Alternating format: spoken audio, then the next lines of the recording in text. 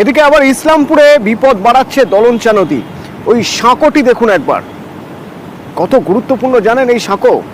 কতগুলো গ্রামের মানুষ এই সাঁকোর উপর ভরসা করে আছে। এই সাঁকো ভেসে যাওয়ার উপক্রম জলের তোড়ে, আর সেই আশঙ্কাই করছেন গ্রামের মানুষ। চঞ্চল প্রতিনিধি আমার সঙ্গে সরাসরি রয়েছেন। চঞ্চল, প্রথমেই তো আগে জেনে নিতে চাইবো যে এই সাঁকো পারাপারের জন্য যে সাঁকো, তা উপর কতগুলো গ্রামের মানুষ নির্ভরশীল?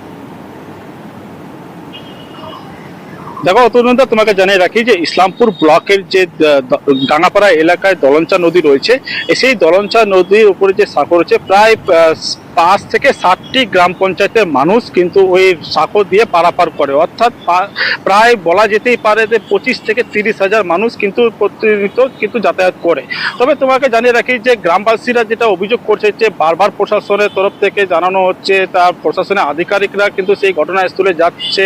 এমনকি প্রশাসনের আধিকারিকদের কিন্তু এই স্থানীয়রা সেখানে জমিও দিয়েছেন সেতু তৈরি করার জন্য, কিন্তু কাজ কিছু হচ্ছে না, শুধু প্রতিশ্রুতি পাচ্ছেন গ্রামবাসীরা, এমনটা কিন্তু গ্রামবাসীদের অভিযোগ।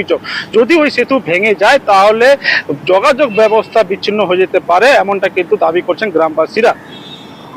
গ্রামের মানুষ কি বলছেন একবার শোনা যাক।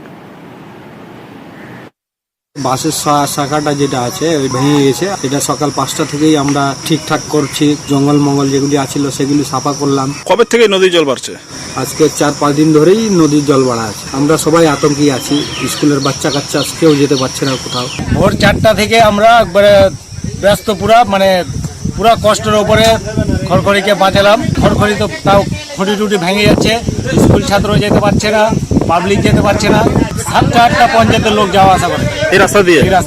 নদী জল বাড়াতে এই ঘটনা নদী পার ভাঙতেছে, এই যে সাইডগুলো ভাঙতেছে, এই সাইডে পুরাগুলো ভাঙতেছে, গাছগুলো পড়ে গেল পাহাড়ের জন্য। ভোটের সিজন আসলো তখন ওই কান্দাকাটি চালু হলো, আমাদেরকে ভোট দেন, পাস করান, তারপর আমরা ব্রিজ করবো, এই যে দেখে চলে গেছে, এখন পর্যন্ত আসেনি, হারিয়ে গেছে সব।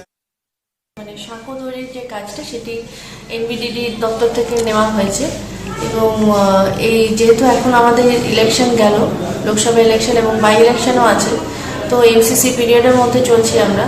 তো এখন যেটা জানা গেছে যে এই কাজটা টেন্ডার অলরেডি ফ্লোট করা হয়ে গেছে এমবিডিডি থেকে, কিন্তু এমসিসি যতদিন চলবে কাজ স্টার্ট করা যাবে না।